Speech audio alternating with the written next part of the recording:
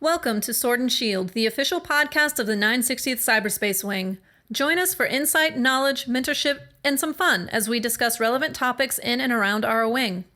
Please understand that the views expressed in this podcast are not necessarily the views of the U.S. Air Force nor the Air Force Reserve, and no endorsement of any particular person or business is ever intended.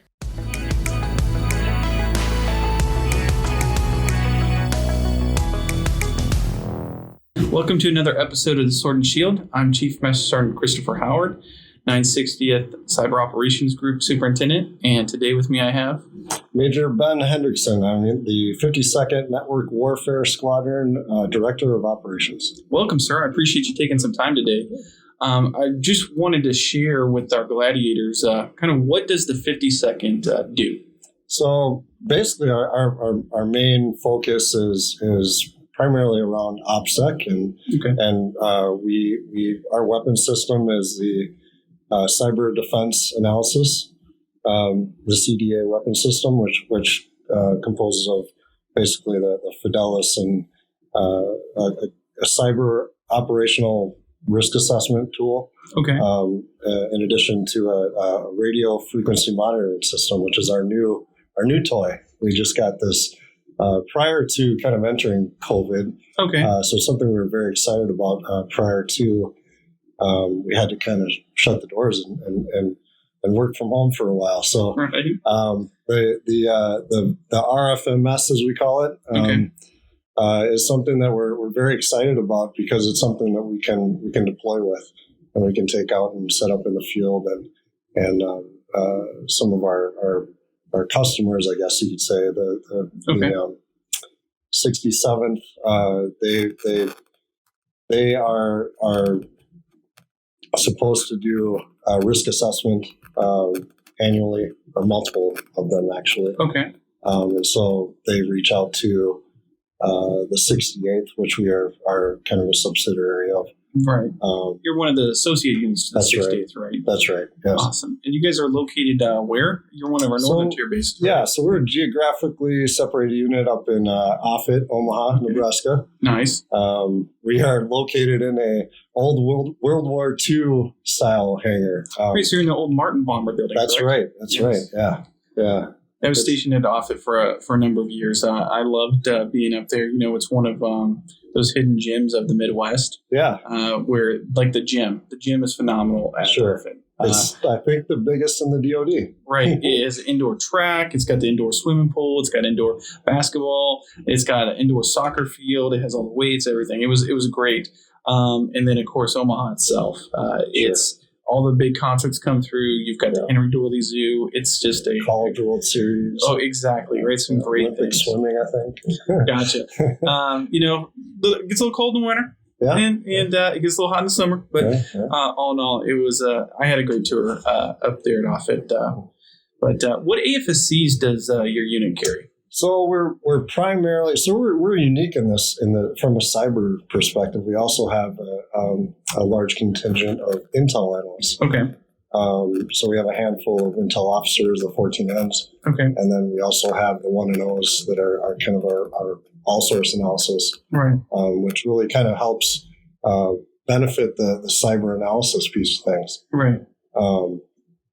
So we're uniquely postured to kind of develop more of an intel perspective on these cyber analysis. Right.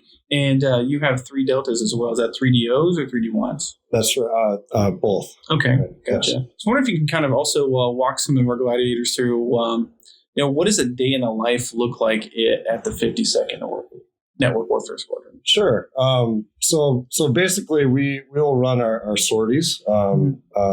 Usually on a drill weekend, we'll do that twice during the drill weekend. So our sorties run for 4 hours. Okay. We have 4 people that will do that. So we have one that's kind of the manager of the team, and then the team comes in and does their work throughout that 4-hour period. Awesome. And then on top of that, so we'll sort them out through the day. Okay. Doing that for both days. Which is great for the analysts that they're able to come in and actually do some some work with their hands, more or less. Right. And it gives them a perspective of how valuable this cyber defense analysis tool is. Right. Yeah, getting those reps are really important, right? Especially for a TR. You have that 28 days and between drill, in most cases, give or take a day or two, depending on. But getting those reps on the equipment, getting that experience. Yeah. So on top of that, we'll do our mandatory training that we have to do, and we try to fit in some. As a unit, we're still a squadron. We're still a unit that we're able to do some fun things too. So we try to get everybody together, as soon as we can. Gotcha. As soon as we can get back to in-person drilling, which we plan on doing in June. We'll be doing our full AT and things like that. So. Right. And in the past, correct me if I'm wrong, you guys like to plan your AT together as well. So you guys do a full 2 weeks together and get after a different problem set, correct? And get a lot more reps up. That's correct. That's right. Yes, we do that. It's good. We think it's valuable for. I just arrived in January, so I've been kind of in a joint role, up until this point. So, gotcha. Coming back into the unit level has been a great experience for me to kind of get re-indoctrinated, if you will, into Air Force customs again. And I say that to say that this unit is very well meshed, and I think we do so well because we all act as a team and everybody looks out for each other. Right. No, that's one of the things that I hear, in feedback about the 52nd is that family atmosphere. Can you kind of explain, like maybe that first day you arrived, what it felt like to be part of the unit, right? Sure. I mean, from day one, from the day that I was selected for the position to the day I arrived, it was nothing but they rolled out the carpet for me, which was nice. And I just assumed that was because I was the new DL, but they do that for everyone. So, and I've now been a part of that when we've had new people come to the unit. We kind of just share with open arms, like, welcome to Omaha, welcome to this World War II style building. And it's phenomenal, right? It's kind of neat to see, from the unit perspective, how you fit into the big picture, and strategically, like how that big moving plane is going 1,000 miles an hour, and we're down at the surface, kind of just watching.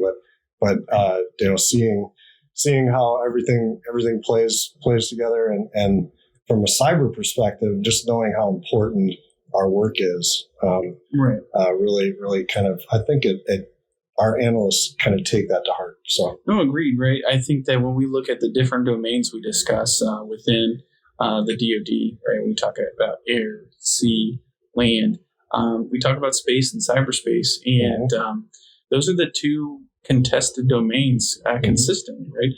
It doesn't go away, and that cyber analysis is key to understanding what the battlefield's looking like on a daily basis. What some of that threat looks like, so that our leadership can make decisions and move assets and resources against that contested environment on a regular basis. So, I mean, I think it's a key position, and I definitely think that the 52nd and your partners in crime at the 50th and 68th are definitely a big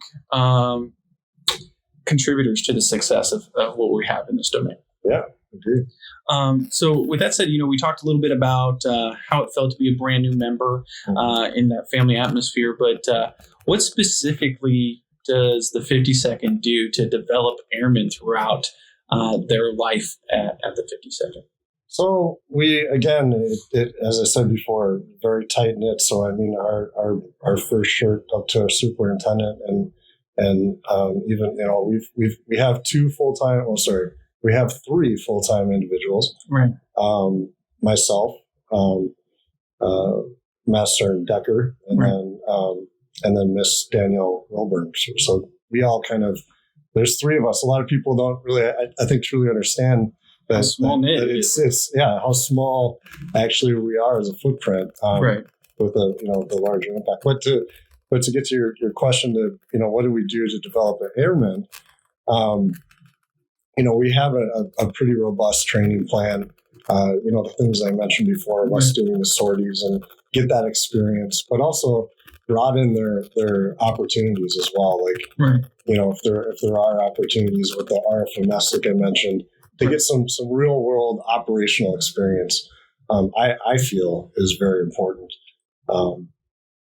And also kind of lends to where they can develop, further down the road, if whether they're 1-0s or 3 deltas or wherever their quality of work may lead them to, right?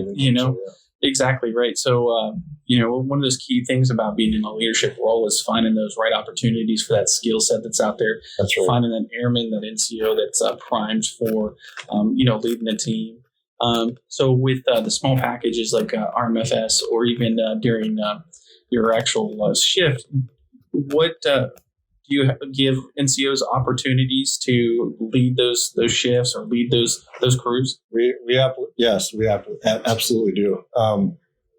Those sorties that we have, they're given those leadership opportunities because, as we mentioned, it's a very important job. Right. And being able to identify that, not only identify those thresholds that we put forth for them, but also to lead that team is something that as an airman, I think they really take a lot out of experience wise and building those leadership skills too. Gotcha. So not only from the sortie perspective, but also from in a drill weekend, there's a number of things that we have to accomplish. So we try to handle a lot of those responsibilities off as we can, through those different roles, and make sure people are getting that experience that comes with, leading a team to accomplish our overall mission. Right. What other kind of opportunities do you provide for, those airmen and NCOs or senior NCOs to lead? Other opportunities, I guess you could say we're able to send them to, the airman leadership schools, the senior NCO academy, things of that nature. Right. But also, being a reservist, you have the opportunity to take advantage of educational opportunities that not only the Air Force may provide, but our civilian side too. Right. We're the civilian force it really provides a unique gem for us as military leaders to take advantage of. Right. That's awesome, right? And that kind of makes us, kind of look towards the future as we develop our airmen. We give them those opportunities. For the 52nd, what do you see the future of the 52nd looks like? That's a great question. It's kind of uniquely timed actually.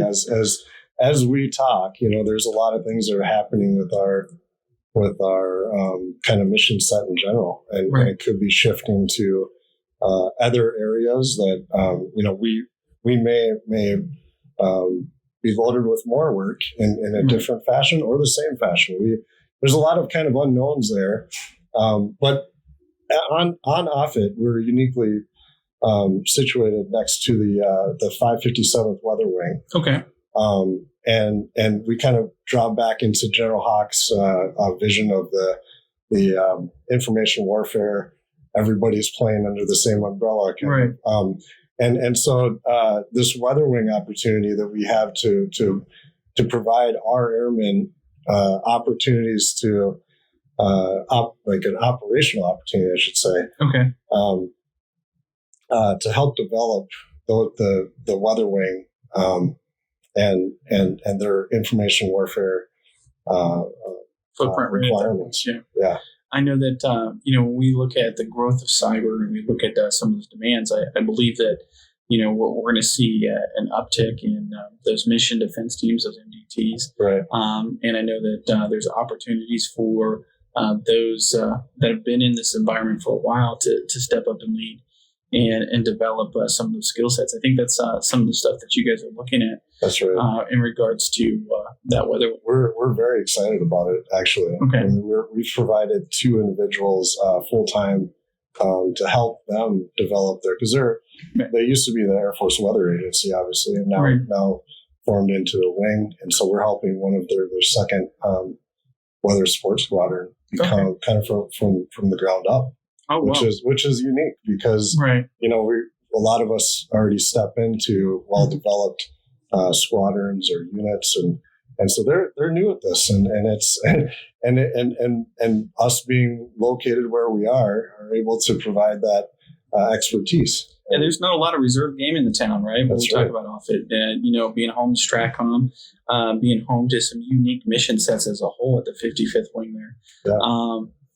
And the total force integration piece of that is crazy.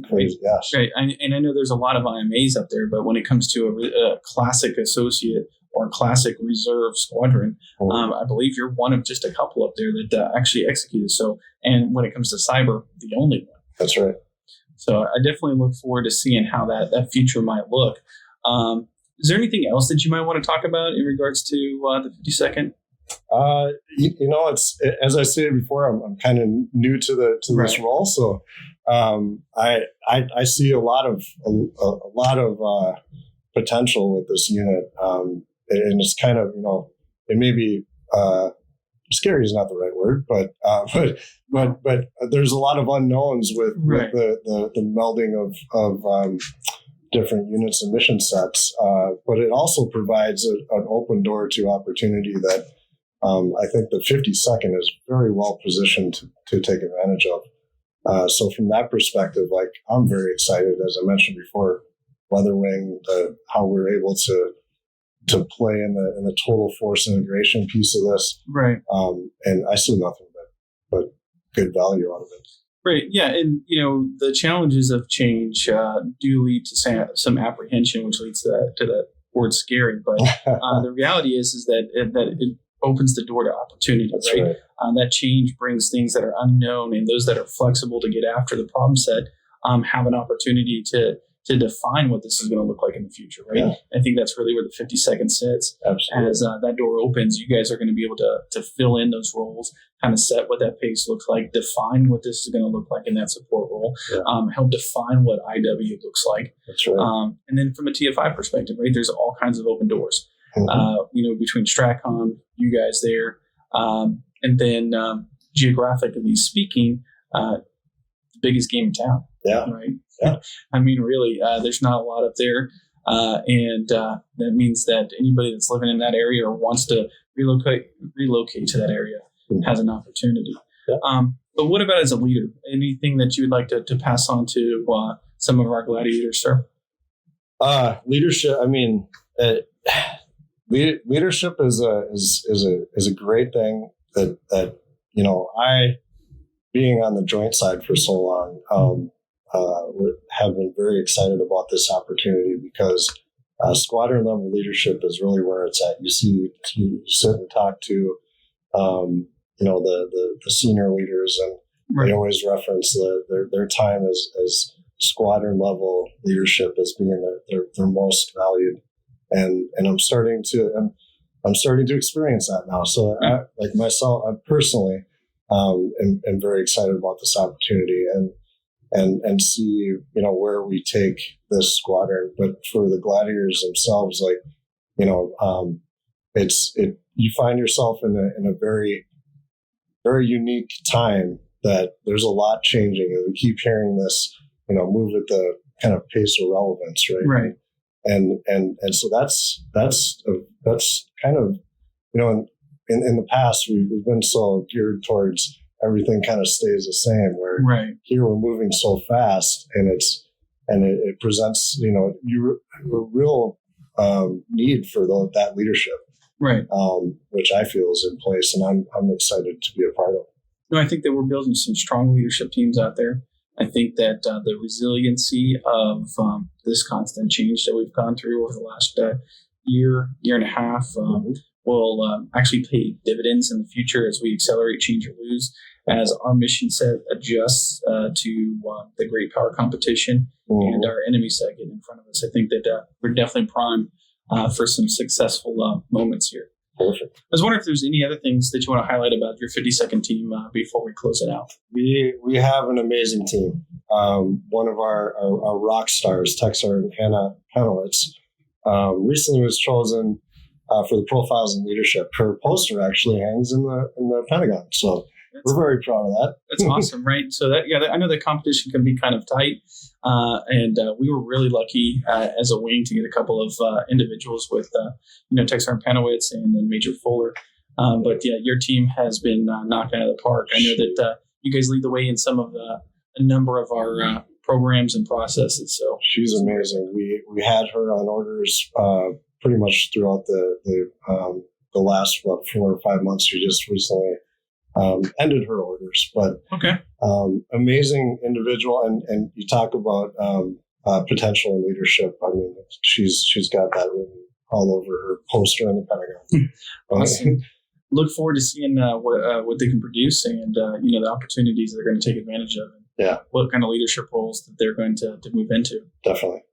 Awesome. Well, that concludes another episode of Sword and Shield. I want to tell all of our gladiators out there, thank you for your dedication to the mission. Thank you for your dedication to your nation.